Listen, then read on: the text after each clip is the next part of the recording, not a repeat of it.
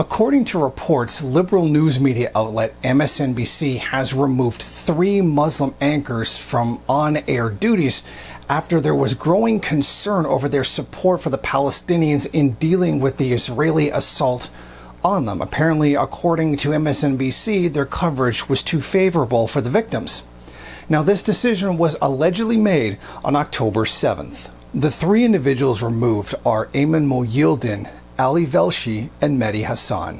While the mainstream media has not yet picked up on the story, MSNBC has already denied the accusation. Now, the sources who do claim this saying they have already received this confirmation of this from 2 different independent sources. Despite MSNBC's claim, the Mehdi Hassan show, which streams on Peacock, was not broadcast Thursday night. Tonight at 8 p.m. Eastern Time Sunday, his regular show is scheduled to appear. It is highly doubtful that the pro-Palestinian will appear. The last video the MSNBC YouTube channel uploaded from Hassan was a report describing the horrific conditions for Palestinians in Gaza. A cursory glance of his Twitter feed, you can see that he is staunchly pro-Palestinian and is condemning of the Israeli mass murder campaign currently being carried out. There were plans for Mohyeldin to fill in for another show on Thursday and Friday, but those were canceled. He too has been a fierce critic of Israel's actions towards Palestine and has been covering news from Gaza for about 2 years. According to reports, Velshi is being replaced with Alicia Mendez. Velshi is a senior economic and business correspondent for NBC News since October 2016. MSNBC claims that the changes were made surrounding the 3 individuals is purely coincidental and that the 3 individuals will continue to appear on air providing reports and analysis.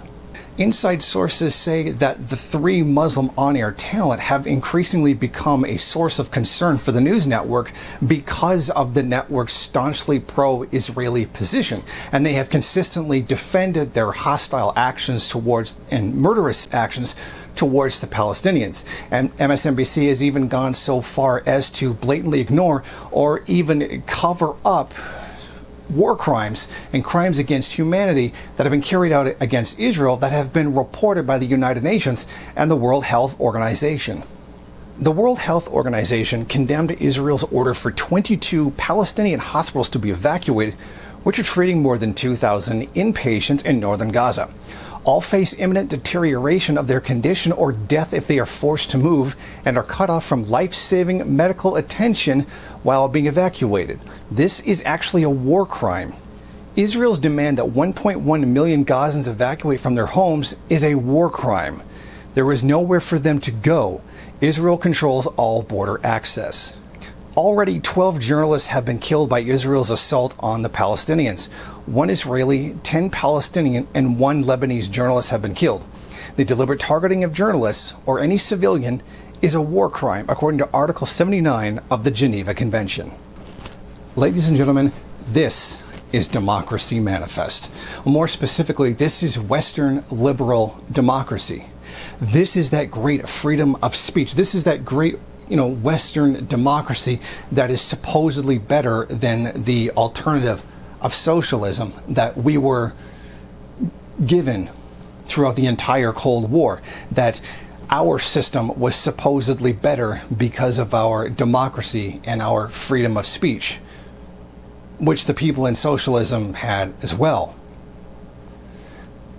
But look at what's going on right now.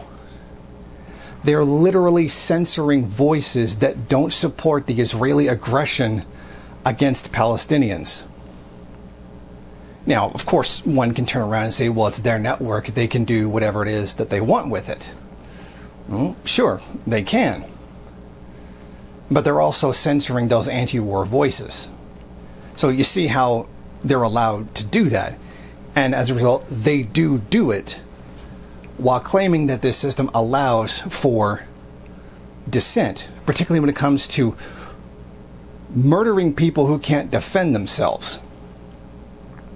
Now, I know what you're saying, and people can go out and they can protest against these things and show their displeasure, except not in France and many other European countries as well, where literally protesting in defense of Palestine is banned, and you can be criminally charged for doing so. That's right. In the supposed Western liberal democracy, you are not allowed to go outside, protest, and show support for an issue. And that's supposedly a virtue of our system, is that you're allowed to go out and you're allowed to have ideas and you're allowed to express them. Except that you're not actually allowed to. They are literally being banned. See, that's kind of the point. Capitalism is a democracy up until anything threatens it. You can vote, just so long as you vote for who we say you can vote. And you can say whatever you want within whatever we say you're allowed to be able to say. So this idea that there's some kind of super altruistic freedom of speech in capitalism is certainly not true. This is blatantly false, as we are seeing right here. The Western liberal democracies are afraid of you supporting Palestine.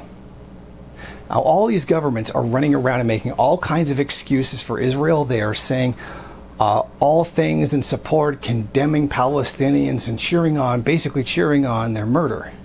But the populations of these countries are standing firmly with the Palestinian people.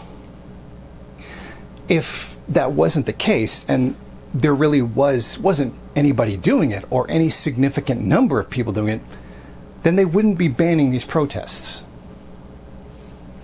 Because there would be no need to, because there'd be no significant support. But the fact that these so-called democracies have to go to this point to prevent anyone from showing solidarity and support with the Palestinian people shows how detached these governments are from their people, and how much these governments don't represent the will of the people, despite the fact that this is supposedly what makes these governments so great. See, laid bare what all of this is. The news will literally remove anyone who disagrees with them. We're not even talking about someone who's putting out false information like Newsmax or some kind of conspiracy organization. We're talking about people that are literally telling the truth. Mehdi Hassan showed footage of Gaza being bombed, which is happening. That is what MSNBC couldn't stand.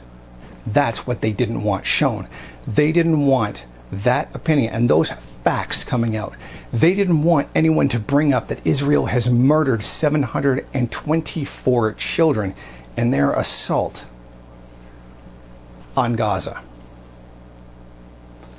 They scream constantly about the children who've died in attacks by Hamas, etc., but they say nothing of the children who were targeted by Israel, or Israel ordering Palestinian hospitals to be evacuated so that they can attack them, which is not only a war crime, but also a crime against humanity, which they are also not mentioning.